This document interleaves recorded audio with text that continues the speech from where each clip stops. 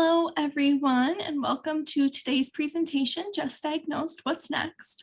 My name is Kristen Fleming, and I am the Training and Education Coordinator for the Alzheimer's Disease Caregiver Support Initiative. We have a grant from the New York State Department of Health to provide services for caregivers in 6 counties. They are Clinton, Franklin, Essex, Warren, Washington, and Hamilton counties. And I'm going to be talking more about our program and how we can help you at the end of my presentation. Now, before we get started, I do want to let you know that you are in a listen-only mode, which means I cannot see you or hear you. However, if you have any questions, feel free to type them into either the chat box or the Q&A box, and I will answer them either throughout the presentation or at the end, just depending on how it works out. Now, I'd like to jump right in. So I just want to go over some of the basics about what is dementia. Now, there are a lot of misconceptions about dementia, but in general, it's an umbrella term. So if you have dementia up at the top of the umbrella, there's many different types underneath. There's Alzheimer's disease, which everyone's really familiar with, but there's also Lewy body dementia, frontal temporal dementia, vascular dementia, mixed dementia. So in general, dementia is the loss of thinking, remembering, reasoning, or cognitive functioning. And there's also a decline in behavioral abilities that affects a person's daily life. Everyone loses neurons as they age. However, people with dementia will lose these neurons at a much faster rate. And dementia is common as people get older, but it is not a normal part of aging. Not everyone will experience dementia as they age. In order for someone to be diagnosed with dementia, they must have 2 or more core mental functions impaired. These could include things like their memory, visual perception, language, and it also must affect their ability to complete everyday tasks, such as feeding themselves, dressing, bathing, using the bathroom. The causes and symptoms of dementia will vary depending on the form of dementia that a person has.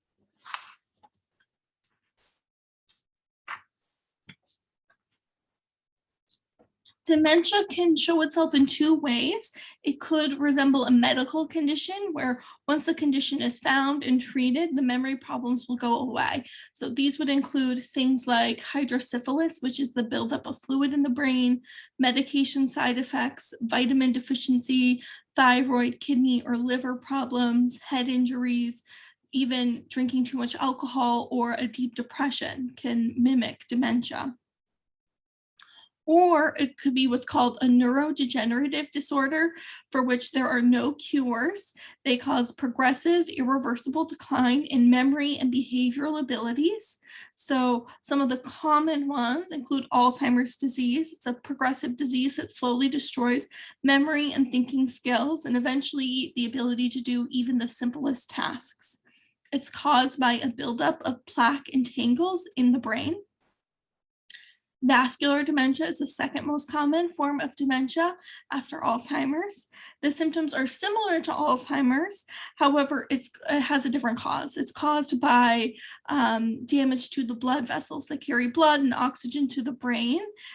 Sometimes it happens when a person has a stroke or a mini stroke called a TIA. Lewy body dementia is the third most common form of dementia. It's caused by the buildup of a different protein. It's an abnormal protein called Lewy body in the brain, and it tends to cause change in mood, thinking, behavior, and movement. And the last one I want to talk about is frontal temporal dementia. It's caused by neurons dying in the frontal and temporal lobes right here. It causes the person to have difficulty with thinking and behaviors controlled by that part of the brain, mostly their impulse control. They'll do whatever they want to do without really thinking about any of the repercussions. So why is it important to know what type of dementia you're experiencing? Well, first of all, some forms of dementia are reversible. It could be a medical condition for which there's a treatment and a cure. So learning the specific form of dementia could help rule those out. With Lewy body dementia and Alzheimer's disease, there are some medications that will help slow down the progression of the disease. Now, keep in mind that these medications will not cure the disease, but they could help slow some of the symptoms. If you haven't already, adapting a healthier lifestyle can be helpful for those with vascular dementia, especially. Um, Maintaining a healthy weight, quitting smoking, getting your diabetes under control, treating high blood pressure, high cholesterol are all very important. Those are risk factors for developing vascular dementia, and they can actually make Alzheimer's worse. If you know the type of dementia you have, then you can educate yourself and your family. It can help you learn what to expect in the future. You can plan ahead. You can also learn about what programs and services may be available to you and your family. Knowing the specific form of dementia too can help you plan for your future. You could begin to talk to your family about healthcare and financial decisions that you would like to make. Now, should I get a second opinion? It's always worth considering when it comes to any serious illness. Sometimes confirmation that you get of the diagnosis from the second opinion will help clear the way for the person with dementia and their families to start making decisions about the future and managing the disease rather than questioning the diagnosis. A lot of times people are worried about offending their doctor. However, if you request a second opinion, your doctor should be willing to give you a referral. If they do seem unwilling, it could be that they just want to work with their patients through their lifespan. But if you would really like a second opinion, make sure you stand your ground and request one. It's really important for you to be your own advocate. Some forms of dementia are reversible and can mimic Alzheimer's disease. So, however, and if the person is diagnosed with the wrong form of dementia, you want to catch any of those reversible dementias before they can cause any long-lasting damage. So now you've had your diagnosis, maybe you've gotten a second opinion, how you might feel. There is a lot of emotions that come with any type of diagnosis of any serious chronic illness. It's really important to mention that these feelings, no matter how you may feel, it is normal and your feelings are valid. So you might be feeling anger.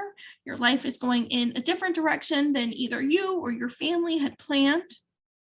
The disease is uncontrollable, the future is really scary, and that can lead to anger. You might also feel some relief now that there's finally an explanation for some of the symptoms you've been experiencing or you've been noticing in your loved one. Could be denial. It doesn't seem possible that you have dementia. You might be concerned about how your future and your life will change. Depression is also common, the feeling of sadness and hopelessness about how things are changing. Could be feeling resentment, wondering what you did to deserve this when other people are not. Why is it happening to me and not someone else? Could be afraid of the future and how you and your family will be affected. Isolation. You might feel like no one else understands what you're going through, and you might even lose the desire to have relationships or maintain friendships and close connections with other people. And a sense of loss. It could be very difficult for you to accept the changes. This could include changes in abilities, changes in relationships. Maybe you had to leave work either because of your illness or because you needed to caregive for someone else. All of these feelings are normal and they're valid. However, if they continue for a prolonged period of time, you should consider talking to your doctor about depression or anxiety. It's important to note that only you can change your feelings about the diagnosis. You should try to find some healthy ways to work through your feelings. Some people will find writing about their feelings to be helpful, while other people prefer to talk to friends and family members that they trust. Try to be open in your conversations with them about how you're truly feeling. Finding others who are living with dementia and building a good support system can be helpful. These new friends may understand better what you're going through. Support groups are another place where you can find others who are going through the disease as well and have a chance to talk to them, share your experiences, get advice, get feedback, have a chance to vent if you need one. Could also talk to your doctor about your emotional well-being. It can be beneficial because you can make a treatment plan together, and could also consider talking to a counselor to work through your feelings or maybe see them in a new light. Want to continue to do things that you enjoy doing for as long as possible.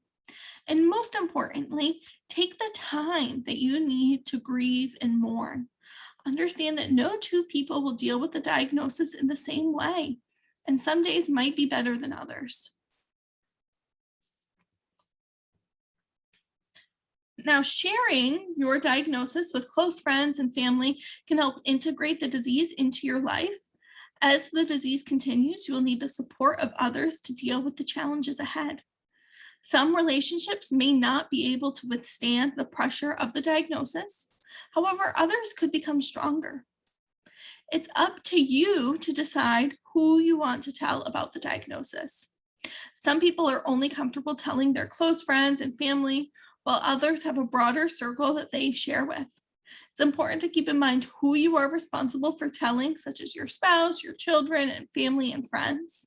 Also think about those who could provide you with the most help and support. Now, sometimes people will want to share the news right away with others. Other people prefer to wait and process their emotions and work through their feelings before they start to share with others. When you decide it's time for you to share with somebody else your diagnosis, make sure that it's in a quiet, comfortable spot. Think about what you want to say ahead of time and how maybe they could help. Feel free to write some things down so you don't forget saying them in the moment. And be prepared with some ideas of things you might like help with. People will often say, what can I do to help? And having specific ideas in mind can be really beneficial. Keep in mind that people can have the same reaction to the diagnosis that you did. They might have some feelings that they need to work through too. The most common among friends and family is denial. This couldn't be possible. It's not as bad as you're making it seem. Try to give everyone the amount of time to work through the news themselves so you can all move forward on a positive path. And if you would like information on talking with children about dementia, I do have some handouts and some children's books. So if that's something that you are interested in, please let me know and I'd be happy to share those resources with you.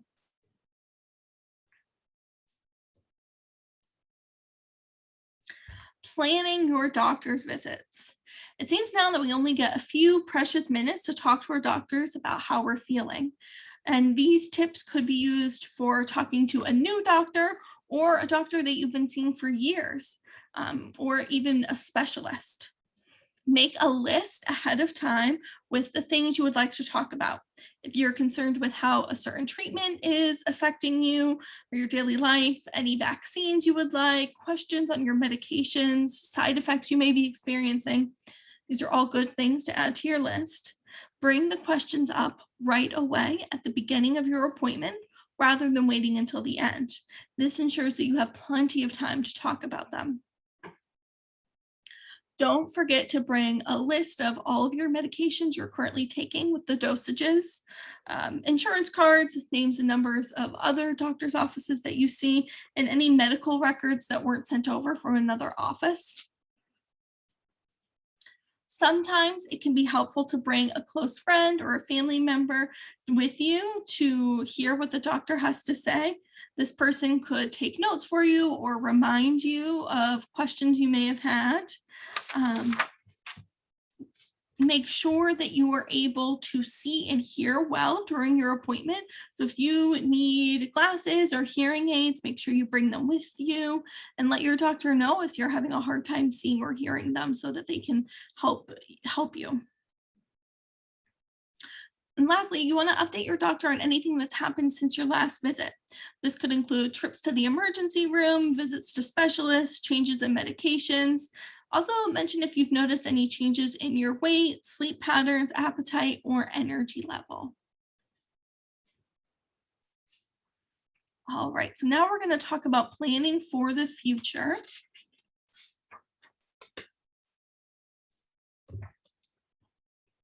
Always a good idea to plan for the future. Accidents, illnesses, disabilities are things that nobody plans for, but being prepared for them can help things go more smoothly. Having your personal papers in one place and telling someone where they are is a good idea. Everybody will have different papers, but things you want to remember are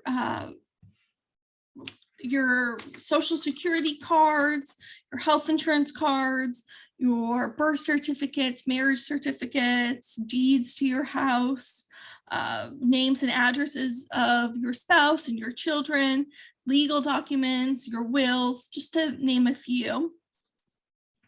With these personal papers, it's important to collect information on your finances as well, including information on your income sources, your retirement and social security income, the names of bank accounts, as well as the account numbers and bills that need to be paid, your car title and registration, just to name a few.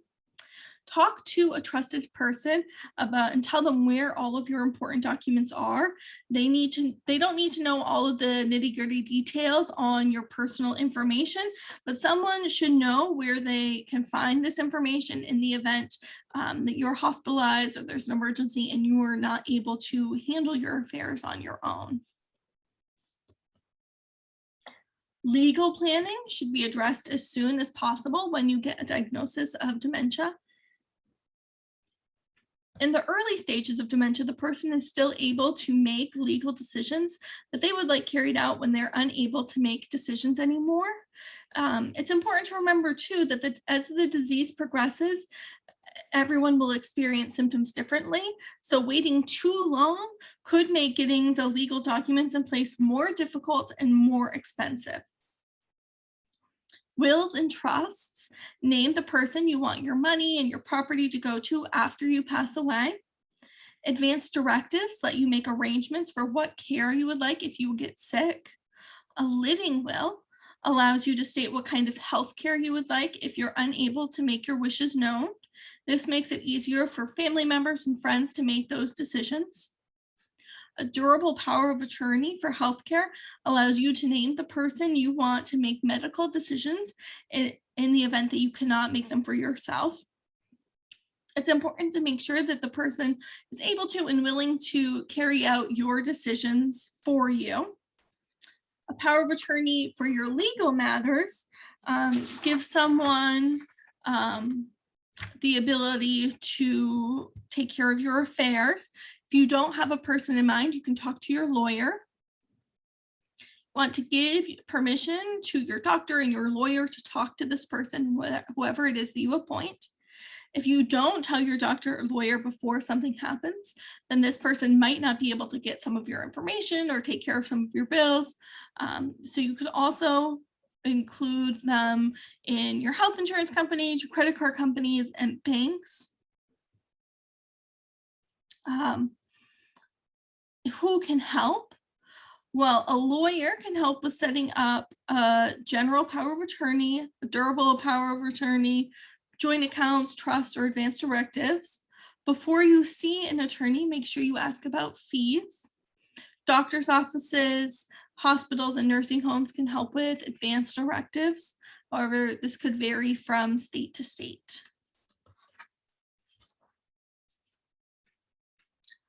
Building a care team can help minimize stress and feelings of being overwhelmed. It can help you lead a more productive, active life in the early stages. Getting help in the beginning with tasks can help because there's a thought out plan rather than trying to pull things together in an emergency. Your care team will include your doctors, family members, friends. It should include a decision maker. Talk to this person about the kind of help that you might need and what your future plans are. Some care team members should be family members, even long distance, close friends, neighbors, anyone who's able to help with day-to-day tasks, your primary care doctor, your neurologist, and any other specialist that you've seen, anyone from the community or social group that you're a part of. Talk about the kind of help you may need and what each person is willing to do with. Ask to do some things together. This could be grocery shopping, preparing meals, outings that you both enjoy. When asking for help, make sure you look for people who listen and care. Try to avoid people who tend to be negative. And if someone says, no, they're sorry, they can't help, it more than likely has something to do with them. Maybe they have something going on in their own life rather than something that you did. So do not blame yourself for it if someone says no. All right, so stepping into your role as a caregiver. When caring for someone with dementia, make sure you take time for yourself. Caregivers for someone with dementia have a lot to undertake. There's a lot to learn, to think about, and worry about. Remember that it is an emotional roller coaster. You will have to make tough decisions about the person's care, their well-being, in addition to your own. These could be things you never thought about before, such as what are my responsibilities to this person? And what does it mean in marriage, in sickness, and in health? Caring for someone with dementia will change your life. Many caregivers experience stress, illness, deprived sleep, premature aging, and depression due to being overwhelmed by caregiving. It's important for caregivers to ask for help to better meet the needs of their loved one and themselves. Remember that you are not alone. There are community resources, friends, and family that will help you. Sometimes you just need to ask. Now, these are the 10 signs of caregiver stress from the Alzheimer's Association. I'm sure that if you're a caregiver, you have experienced some, if not all, of these things. The first is denial about the disease and its effect on the person who's been diagnosed. Anger at the person with dementia or at others, anger that no cure exists, anger that people don't understand what's going on. Social withdrawal from friends and activities that once brought pleasure. Anxiety about facing another day and what the future will hold. Depression that begins to break your spirit. Exhaustion that makes it nearly impossible to complete necessary daily tasks. Sleeplessness caused by a never-ending list of concerns. Irritability that leads to moodiness and triggers negative responses and reactions. Lack of concentration that makes it difficult to perform familiar tasks. And health problems that begin to take their toll both mentally and physically. In order to take the best care for your loved one with dementia, you need to take care of yourself first. This includes taking care of yourself both mentally and physically. You can ask for help when you need it, eat healthy, go to support groups, take a break every day to do something that you enjoy, whether that be spending time with friends and family or doing hobbies and activities that you enjoy, exercise regularly, see your doctor as needed, and keep your own legal papers up to date. A lot of times caregivers are so overwhelmed with taking care of someone else that they forget to take care of themselves.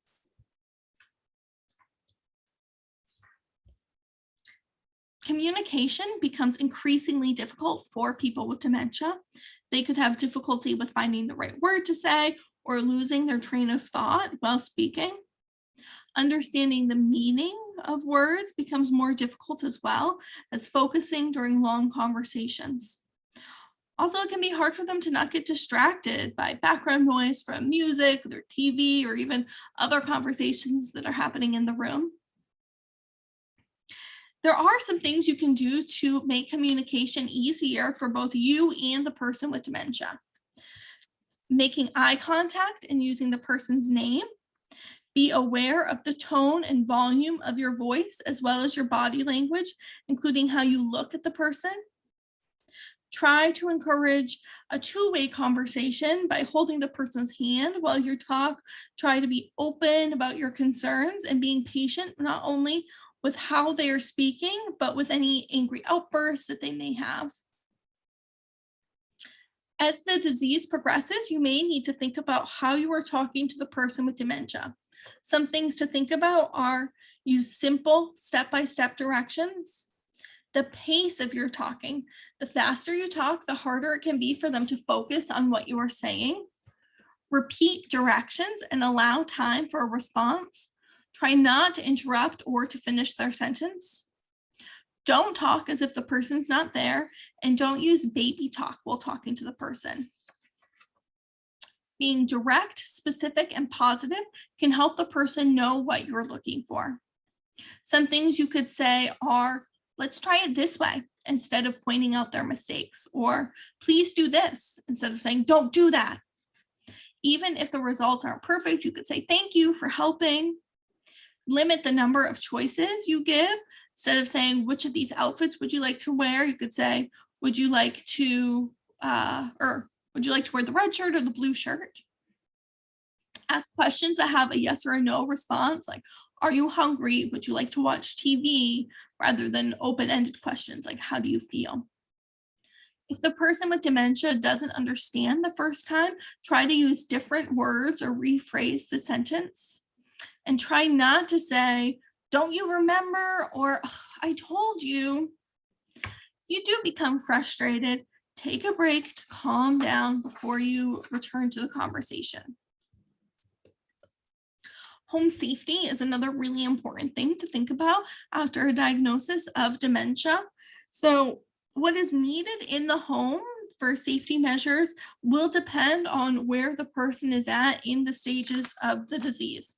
So evaluating the home after the diagnosis, and then periodically as the disease progresses, is a really important thing to do. If the person with dementia is missing everyday home safety measures, and now is a good time to add them. This would include things like the carbon monoxide detector, the smoke detectors in all the rooms, a list of emergency phone numbers next to the phone. If there's a dangerous area of the home, such as the basement or the garage, make sure those areas are locked up. Also, any firearms or dangerous items, lock them up or remove them from the home. Child safety locks can be a good idea at this stage because the person with dementia is unable to problem solve how to open them. Adding night lights throughout the home can make moving around safer at night as well. Removing any tripping hazards like throw rugs, clutter such as extra furniture, old magazines or newspapers, cords that are going across the middle of the floor. Adding carpet or bright tape to the edges of stairs can make it easier for people to see, in addition to making sure that there's a sturdy handrail. Also be mindful of small pets or children that might be playing on the floor. Perception and depth decline as a person advances through dementia. Make sure things in the home have enough contrast without being too busy is important. Make sure the floors and the walls are different colors. Again, remove busy rugs, as they're not only a tripping hazard, but could also confuse the person. Use bright signs to label different rooms. Could be helpful for the person to find their way around the home. Limiting the size and amount of mirrors around the home is also a good idea, as they can confuse the person with dementia. Sense of touch also tends to decline as a person advances through dementia. Reduce the temperature of the hot water heater is a good idea, as well as testing the water before the bath or the shower. Again, using signs to label things in the home that could be hot, such as the stove, toaster, or the hot water faucet. When the time is right, using child safety measures to stop the person from using the stove could also help. The sense of smell starts to decline as well. Again, making sure there are smoke detectors in the home is important, but also going through the fridge and getting rid of expired foods can be helpful. Taste goes along with the sense of smell, so keeping salt and sugar put away can be helpful if you don't want them to have a lot of it, as well as dangerous chemicals, shampoos, toothpaste, soaps, things that you don't want them to ingest. Now, we have some home safety measures like emergency lights, stove knob covers, door alarms that we can give out as a program. There's also the trade program here at SUNY Plattsburgh. If you would like grab bars to install, or safety ramps, wheelchairs, other adaptive equipment or home safety items that are available for people in the community to loan out. And I believe SAIL down in the southern region has a similar program as well. So if that's something you're interested in, please let me know and I'd be happy to connect you with the appropriate resource.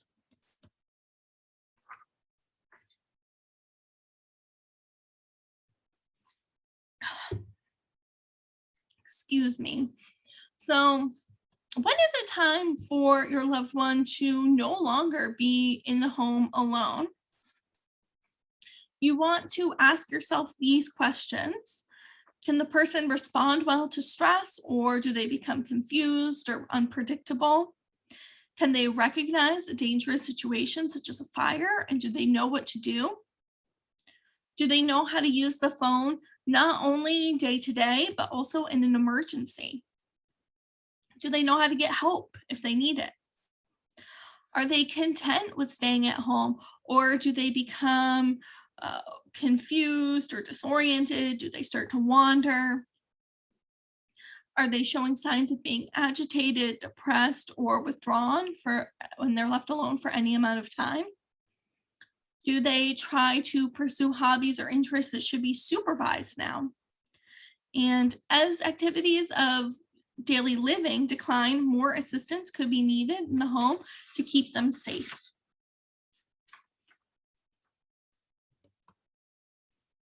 Driving is another hard topic to talk about. So, when is it time to stop driving? These are some frequent warning signs that it might be time to stop driving. They have frequent almost accidents, dents or scrapes on the car or on the fence, the mailbox, the garage doors, an increase in traffic tickets or receiving more warnings from officers, trouble with basic driving skills such as braking or accelerating for no reason, making sudden lane changes, or drifting into other lanes. Could have eyesight problems. This could include not seeing traffic lights or street signs, or they need to be very close before they can see them clearly. Hearing problems, that maybe they no longer hear emergency vehicles or horns from other drivers. Problems with memory. Do they get lost more, even in familiar areas? Are they missing exits when they're driving on the highway? They have problems with their reflexes and range of motions. Maybe they can't brake suddenly if there's a need to, or maybe they get flustered or angry while driving. Listen to concerns from others. If your friends or family are starting to talk to you about your concerns with your driving, it might be a good idea to take an honest look at your driving ability and start by talking to your doctor about driving. Now, if you get to a point where you need to talk to a loved one about their driving, remember that it's a very sensitive topic. The need to give up driving has less to do with losing your license itself, but the freedom and the independence that goes along with it. Some things to think about when you're considering talking to your loved one about their driving: be respectful. Because driving is a big part of independence, it's important to be sensitive and respectful when you're talking to your loved one about their driving ability. Try not to back down, though, if you have a true concern. Give specific examples rather than saying generalized statements like, I don't think you should be driving anymore. Have some examples in mind of things you could say. Maybe you've noticed more dings in the car, or that the last time you rode with him, he was driving too slowly for the road conditions. Find strength in numbers. If your friends or family members have noticed a changing in driving abilities as well, then it may be helpful for them to talk to your loved one too. This way, one person isn't nagging your loved one about it. Sometimes talking to a doctor about your concerns can be helpful as well, as they could talk to the person. Help find alternatives. Help your loved one research other transportation options and offer rides when you can. Understand how hard it is to lose your license. The person who is no longer driving could feel a large sense of loss when they give up driving. If possible, try to slowly transition the person out of driving, maybe by saying no more driving at night, or only allowing them to drive in areas that are quiet and close by. Another big safety topic that is really important to consider is guns. If you or your loved one owns guns, which I know is very, very common in the North Country.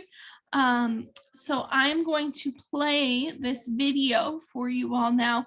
It's a little bit long, it's about 10 minutes, but I think it is very important for you to see. Now, the intersection of guns and dementia. Around half of all Americans older than 65 live in a home with a firearm, and 1 in 3 senior citizens dies with some form of dementia. By one estimate, by 2050, as many as 12 million people with dementia may live in homes with guns. That is prompting doctors, researchers, and family members to ask how to prevent a potential tragedy. John Yang reports on this. It's part of our partnership with Kaiser Health News. 911, where's your emergency? Hi, this is Dee Hill. My husband just accidentally shot me. Dee Hill, distress palpable in her voice, called 911 in May 2015. He shot you. Okay, where are you injured at? In the stomach. He can't talk, please. Okay, stay with me. We're going to get you some help. Dee's husband, Daryl, was at her side, but unable to help. So, Dee, what happened that day? Well, to start with, this was a hospital bed, and he was in a wheelchair. 2 years earlier, the former police chief, two-term sheriff, and certified gun safety instructor was diagnosed with rapidly progressive dementia. He was always concerned about his guns. About a year before the shooting, Dee reluctantly took away his car keys. When he still insisted on driving, she sold the car. When he wanted to check on their guns, she locked them in their safe in a shed behind the house and changed the combination. He asked me every day, where are my guns? And I tell him they're in the safe. Well, I want to see him. I get him off on another subject, and that worked for a while, but then pretty soon he was just almost obsessive about seeing his guns. Like many with dementia, Daryl had good days and bad days. After Mother's Day, he was doing so well that Dee relented. She took out the revolver he used for target shooting and the Glock pistol he carried as a sheriff, checked to see if they were loaded, and placed them on the table in front of his wheelchair. He reached for the pouch that it was in, knocked it on the floor. I bent down to pick up the pouch, and just as I was coming up, I heard the gun go off. She had missed a round that had been left in the Glock's chamber. It was now lodged in Dee's back. Daryl's dementia was so advanced that he wasn't aware of what had just happened. He didn't realize the gun had gone off. It just didn't even faze him. And I convinced him, I asked him to get me the phone, and he said, why do you want the phone? Who are you going to call? And I said, well, I'm going to call the ambulance. Oh, okay. You had like 6 or 7 guns at that time? Yeah, okay. For months, Kaiser Health News reporter Jonelle Alicia has led a team looking into the deadly combination of guns and dementia, uncovering dozens of stories like Dee's from across the country. family members shot and even killed by loved ones suffering from dementia, as well as suicides by people with dementia, which experts consider an even bigger problem. We've found reports of people who were sleeping, people with dementia sleeping with firearms under their pillows and then having to have the guns taken away because they were a danger to themselves or others. How widespread is this problem? You know, the interesting thing is that no one really knows. But what we do know is that people older than 65, about 45% of them live in homes with guns. And we also know that about 1 in 10 people older than 65 has Alzheimer's disease. And so the trajectory of those two numbers shows that there could be some concerns going forward. In Dee Hill's case, it had near tragic results. She spent 7 weeks in the hospital and had 3 operations. I lost a kidney, part of my stomach, my colon. The doctor said he took out everything but my gallbladder, and he wished he'd done that. Daryl died a year after the shooting, never realizing, Dee says, what had happened. He knew I was hurt, he knew I was sick, but he didn't have a clue why. And I'm grateful for that.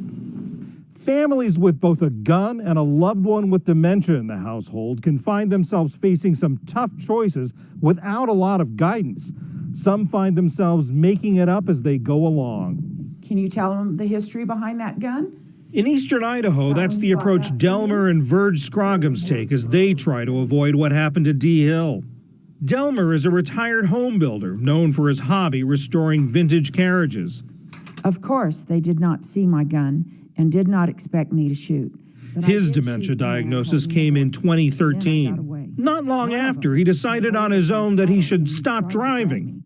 Verge began to worry about their guns as his condition worsened, and he showed signs of aggression, a common symptom of dementia. One night, he grabbed my arm, and if he could have got my left arm with my right arm held in his one hand, he would have hit me. I have no doubt he would have hit me. My husband, in his right mind, would never lift a hand against me. Never. And he wouldn't always recognize his wife of 45 years as he sat in his lounge chair beside a table where he kept a loaded pistol for protection. It's the only time it's happened, but I woke him up out of his sleep, and he says, "Well, who are you?" And I said, "Well, I'm your wife." And then I started thinking about it, that if he didn't know who I was, I feel that with those events happening, that it was safest to take the gun. Together, they agreed to sell or give away many of their guns, lock up the remaining rifles, and hide the revolver. I got a disease that's going to end up killing me, and you know, if I had a bad day and I could hurt somebody. Was there anyone who was giving you advice, guidance on this, a doctor, a clergy? I never thought about the doctor bringing it up because the doctor doesn't even know we have guns. I think the role of physicians is really helping families be aware of the issues that are going to be coming. Can we talk about Haldol? Dr. Emmy Betts is an associate professor of emergency medicine at the University of Colorado Boulder and a co-founder of the Colorado Firearm Safety Coalition. She studies guns and dementia. So getting them thinking about all of the issues they need to address. So firearms, driving, home safety, access to power tools and the kitchen, the gas stove, all those kinds of things. Betts says many physicians wrongly believe they're prohibited from asking their patients about firearms in the house. Currently, there's no state or federal law that prohibits healthcare providers from talking to patients or asking about firearm access in the home. As a healthcare provider myself, I think it's really important. In fact, there are few laws across the nation that deal specifically with the problem of dementia and guns. No federal law bars a person with dementia from owning guns unless a court declares them incapacitated. And just 2 states specifically mention brain diseases in their gun laws. Hawaii prohibits someone with dementia from owning a gun. Texas simply prevents someone with a diagnosis from obtaining a public carry permit. And it really comes back to this is something that families are dealing with. It's not currently something that's going to be fixed by policy. 11 states currently have so-called red flag laws, allowing authorities to temporarily seize guns from people deemed dangerous, including those with dementia. At least 6 other states are considering similar legislation. We agreed in one of his more lucid moments that I should hide his loaded pistol. Verge Scrogham's advice? Talk about the guns soon after someone is diagnosed with dementia so that the person plays a role in deciding what to do about them. Have these discussions and make these decisions before your loved one no longer knows anything, because that makes it more difficult and it's more demeaning. You want a little potato salad? Yeah. I want to keep his dignity as long as we can because I love him. He's my life. And that wedding dress was the only one I could find. Dee and Daryl Hill were married for 58 years. She felt she couldn't do anything with her husband's guns without his consent while he was alive.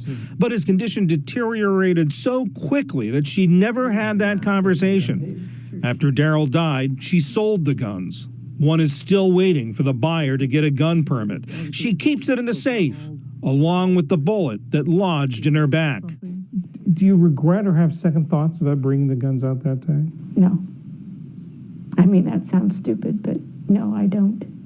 I mean, he spent darn near 40, almost 50 years in law enforcement, and a gun was always with him. And to deprive him of not even seeing them, in my heart of hearts, I couldn't deny him that, not any longer. It's a dilemma that more families across the country will find themselves facing. For the PBS NewsHour, I'm John Yang in the Dalles, Oregon.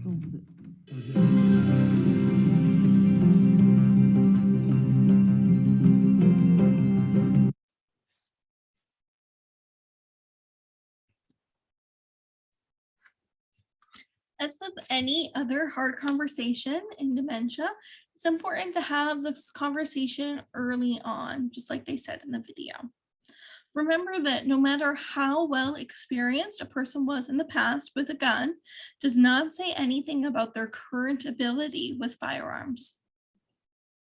As the disease progresses, the person with dementia may no longer recognize people they've known for years. They could mistake these people as intruders, and if there are firearms available, the results could be deadly. Many families believe that locking or disarming the firearms will be enough to protect the family. However, people with dementia can misperceive danger. They may do what they believe is necessary to protect themselves. They could break into gun cabinets or find ammunition to load the guns. In order to have the greatest protection, guns should be removed from the home. Hiding guns does not prevent a person with dementia from finding them in the future.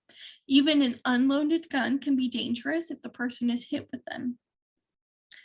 When having the conversation, it could be helpful to talk about maybe who would inherit the firearms. Remember to think about pieces that are antiques or collectibles, maybe war souvenirs, hunting equipment, even decorative pieces. It also could be helpful to include the guns in a financial discussion as well. Maybe some of the pieces within the collection are valuable and could be sold in order to help pay for some of the care. During a family meeting or a care team meeting, consider doing a written agreement that will state that when the time comes, when the guns are no longer safe in the home, everyone agrees that they will be removed. And then when the time does come, the person with dementia may no longer agree to have the guns taken from the home. It may have to be done against her will or during a time when he or she's away from the home for a while. Remove things in the home that could remind the person of the guns, including the cases, ammunition, racks, holsters, and any written material. If the person is angry when they learn the weapons are gone, acknowledge their feelings and try to redirect them to another activity. Now, I want to turn your attention to some resources that are available to you in our area if you are taking care of a loved one with dementia. So the first one is the Center for Excellence for Alzheimer's Disease. It's located in Glens Falls. In order to go to this clinic, you will need a referral from your primary care doctor. You also want to be sure that your doctor will send over your lab work, imaging, medical records, and any neuropsychiatric results. They will do an initial consult, then they'll do an in-depth neuropsychological assessment. It can help with care planning. They can also do education. For more information, you can go to their website. Then there's our program, the Alzheimer's Disease Caregiver Support Initiative. We offer one-on-one consultations with a care navigator. Right now, because of the COVID-19 pandemic, all of these meetings are happening over the phone or over Zoom. But normally, before pre-COVID, we would meet wherever you were comfortable meeting, whether that be in your home, in our offices, or somewhere out in public, like a library or a coffee shop. They'll help you troubleshoot any behaviors or communication struggles that you may be having in your home, and can help direct you to community resources that may be able to help your loved one with dementia. They can help you find someone to talk to about caregiving, whether it's a friend or a family member, taking advantage of our respite program, or both. They also do family consultations, very similar to care consultations, just with more people. We're willing to meet with anyone who's caring for the person with dementia. During a family consultation, everyone can talk about the common concerns and learn how to combat some of these behaviors. Again, the care navigator can help direct you to community resources that may be available to help either the caregiver or the person with dementia. Support groups are a great way to meet with others who are in the same boat as you or have recently been there. Talking to your peers is a great way to get ideas for working with behaviors, things that have worked for them. You're also able to get empathy from people who've really been there and understand what you're going through. You can use the support group at any time and for whatever length of time that you need to. We also offer memory cafes, and these are social events with activities. We'll get together and do a painting project or listen to a musician, do some chair yoga.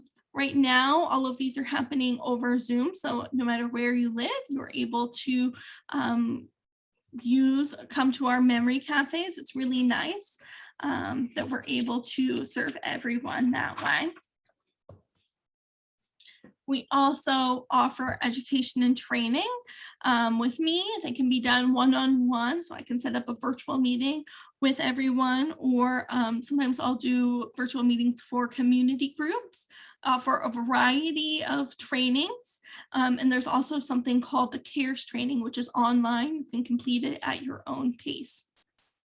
If that's something you're interested in, please let me know. I'd be happy to get that set up for you.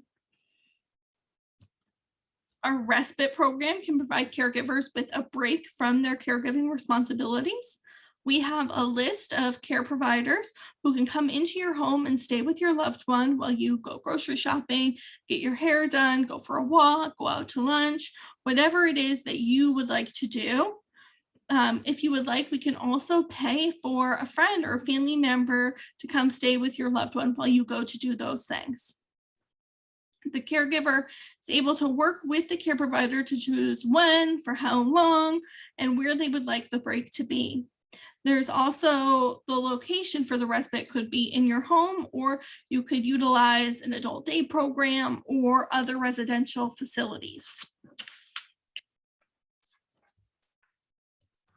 The last program I want to talk about is Project Lifesaver. So I'm just going to show you this 30-second video. Superior tracking equipment, a helicopter, an emergency rescue vehicle, and a team of trained professionals might not sound like a thoughtful present, but it's the best gift you can give your loved one suffering from Alzheimer's, autism, or other related disorders where the tendency to wander might put them in harm's way. Project Lifesaver has had over 1,400 search and rescues nationwide with a 100% success rate. Bring your loved one home. Call Project Lifesaver at 1-877-580-LIFE or go to projectlifesaver.org.